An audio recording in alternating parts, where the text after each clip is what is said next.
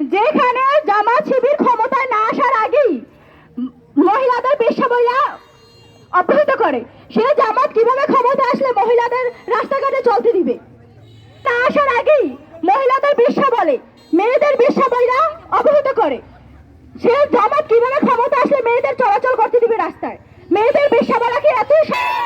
যে জামাত মুখে ভালো মানুষের পর্দা লাগিয়ে ঘুরে, সময় হয়েছে তাদের পর্দা ছিঁড়ে দেবার। এই ধর্মের দোহাই দিয়ে তারা মুখে স্বাধীনতা চাই, আমরা সম্মান চাই। জামাত শিবির ক্ষমতায় যাওয়ার আগে আমাদের এইসব আজে বাজে ভাষায় কথা বলে, সেই জামাত শিবির যদি ক্ষমতায় যায় তাহলে যে আমাদের কি হবে সেটা তো এখনই বোঝা যাচ্ছে।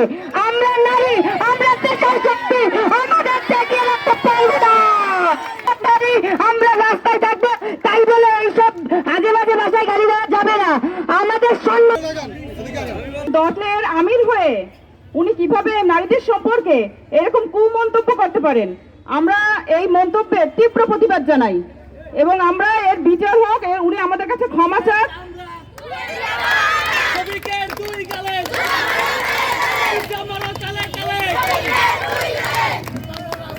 কর্মজীবী নারীরা যদি পতিত হয়, ওনার স্ত্রী ওনার অপমান করেন, আমরা এর তীব্র প্রতিবাদ জানাই এবং আমরা এর বিচার চাই।